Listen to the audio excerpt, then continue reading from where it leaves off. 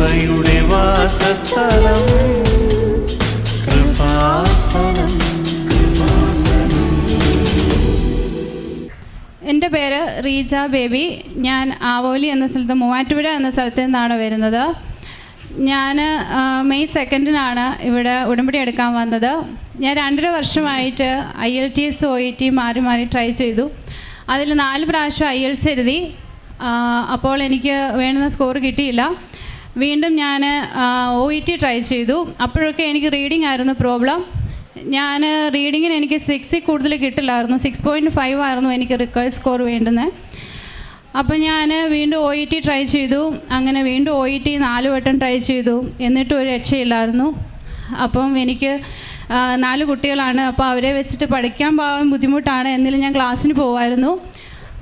അപ്പോഴും ഞാൻ എഴുതിയെടുത്ത് ജയിച്ചിട്ടേ മാറുള്ളൂ എന്നുള്ളൊരു തീരുമാനത്തിലായിരുന്നു ഞാൻ. അങ്ങനെ ഞാൻ കൃപാസനത്തെ പറ്റിയൊക്കെ കേട്ടെങ്കിലും എനിക്കിവിടെ വരാൻ ഒരുപാട് തടസ്സങ്ങളായിരുന്നു. ഞാൻ ഒറ്റയ്ക്കായിരുന്നു ഈ 4 കുഞ്ഞുങ്ങളെയും കൊണ്ട്. എനിക്ക് വേറെ സഹായിക്കാൻ ആരുമില്ലായിരുന്നു. അപ്പോൾ എനിക്കിത് എഴുതിയെടുക്കാൻ പറ്റില്ല എന്ന് പലരും പറഞ്ഞെങ്കിലും ഞാൻ പക്ഷേ കൈവിട്ടില്ല. എന്നിട്ട് ഞാൻ മെയ് 2 അപ്പോൾ എനിക്കിവിടെ എൻ്റെ ഹസ്ബൻഡ് ലീവിന് വന്ന സമയത്ത്, സൗദിയിലാണ് ഹസ്ബൻഡ്, ലീവിന് വന്ന സമയത്ത് ഞാനിവിടെ രണ്ടും കൽപ്പിച്ച് ഉടമ്പടി എടുക്കാൻ വന്നു. എന്താണെന്നൊന്നും എനിക്കറിയില്ലായിരുന്നു. ഇവിടെ വന്ന് ഉടമ്പടി എടുത്തു. മെയ് 2 ഞാൻ ഉടമ്പടി എടുത്തപ്പോൾ ഞാൻ 4ാമത്തെ എക്സാം എഴുതിയിട്ടിരിക്കുകയാണ്. അപ്പം ഞാനിവിടെ വന്ന് ഫ്രണ്ടിൽ വന്ന് മാതാവിൻ്റെ അടുക്കൽ പ്രാർത്ഥിച്ച ആദ്യത്തെ കാര്യം, എനിക്ക് റീഡിങ് എൻ്റെ വലിയൊരു കടമയാണ്, അത് കടക്കുക എന്നുള്ളത്.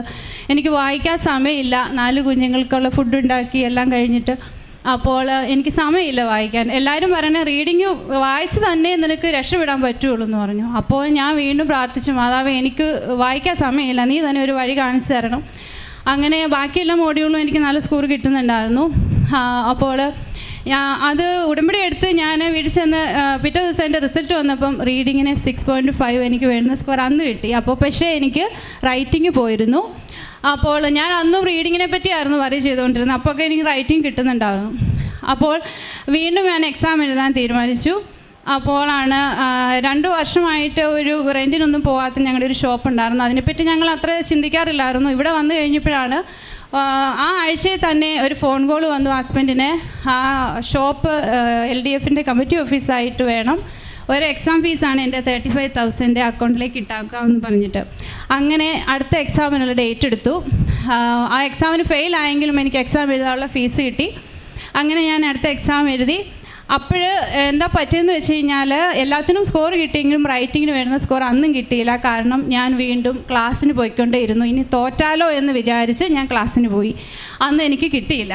വീണ്ടും ഞാൻ 6ാമത്തെ ടേം എക്സാം എഴുതി. ഉടമ്പടി എടുത്തിട്ട് 2ാമത്തെ എക്സാമാണ് 6ാമത്തെ എക്സാം. ഞാൻ 6ാമത്തെ എക്സാം എഴുതുമ്പോൾ ഞാൻ എല്ലാ പ്രാവശ്യവും കാശ് രൂപം പിടിച്ചാണ് പോണത് എക്സാം എഴുതാൻ. 2 വട്ടമേ എഴുതിയുള്ളൂ ഉടമ്പടി എടുത്തതിന് ശേഷം. അപ്പോഴൊക്കെ എൻ്റെ റീഡിങ് പോയിട്ടില്ല. അപ്പോൾ എനിക്ക് ബാക്കി എല്ലാത്തിനും നല്ല കോൺഫിഡൻ്റ് ആയിരുന്നു. 6ാമത്തെ എക്സാം വരുന്ന സമയത്ത് റിസൾട്ട് വന്നു. അന്നേരം ഞാൻ റീഡിങ്ങിനാണ് എനിക്ക് പോയത് 6 മാത്രമേ ഉള്ളൂ. 290 മാർക്കാണ് എനിക്ക് കിട്ടിയത്. 300 മാർക്കാണ് ജയിക്കാൻ വേണ്ടുന്നത്. അപ്പോൾ ഞാൻ ആ റിസൾട്ട് അറിഞ്ഞതിൻ്റെ പിറ്റേ ദിവസം രാവിലെ തന്നെ ഇവിടെ വന്നു, മാതാവിൻ്റെ അടുക്കൽ വന്നു, കരഞ്ഞ് ഞാൻ പ്രാർത്ഥിച്ചു, മാതാവെ ഞാൻ നിൻ്റെ കാശുരൂപം കൊണ്ടാണ് എഴുതിയത്. കാരണം കാശുരൂപം പിടിച്ചെഴുതിയ കഴിഞ്ഞ എക്സാമിന് ഞാൻ ജയിച്ചു. ഇവിടെ വന്ന് ഉടമ്പടി എടുത്ത് അന്ന് വന്ന റിസൾട്ടും ഞാൻ റീഡിങ്ങിന് പാസ്സായി. അപ്പോൾ എൻ്റെ ഒരു വിശ്വാസം എന്ന് പറയുന്നത്, ഈ കാശ് രൂപം പിടിച്ച് ഞാൻ എഴുതിയ എക്സാമിൽ 300 താഴെ പോകില്ല എന്നായിരുന്നു എൻ്റെ ബലമായ ഒരു വിശ്വാസം. അപ്പോൾ അതിൽ ഞാൻ മുറുകെ പിടിച്ചും കൊണ്ട് ഹസ്ബൻഡിനോട് പറഞ്ഞു റീവാലുവേഷന് കൊടുക്കാൻ പറഞ്ഞു. കമ്പ്യൂട്ടർ വാലുവേഷനാണ്, റീഡിങ് കിട്ടാൻ പാടാണെന്നറിയാം. എല്ലാവരും പറഞ്ഞു റീച്ച ഒന്നുകൂടെ എഴുതിക്കോ, ഇൻസ്റ്റിറ്റ്യൂഷനിൽ നിന്ന് സാറ് പറഞ്ഞു. അങ്ങനെ അപ്പോഴും ഞാൻ പറഞ്ഞു, മനസ്സിൽ പറഞ്ഞു സാറല്ലോ മാർക്ക് ഇടുന്നതെന്ന്. എന്നിട്ട് ഞാൻ റീവാലുവേഷന് കൊടുത്ത് അപ്പോൾ എല്ലാ ദിവസവും ഞാൻ ഉടമ്പടി പ്രാർത്ഥനകളൊന്നും മുടക്കാറില്ല. എല്ലാ ദിവസവും ഞാൻ എവിടെ പോയാലും പോകുന്നിടത്തെല്ലാം ഞാൻ കൊണ്ടുപോയി രാവിലെയും വൈകുന്നേരവും മുടക്കാതെ ചൊല്ലും.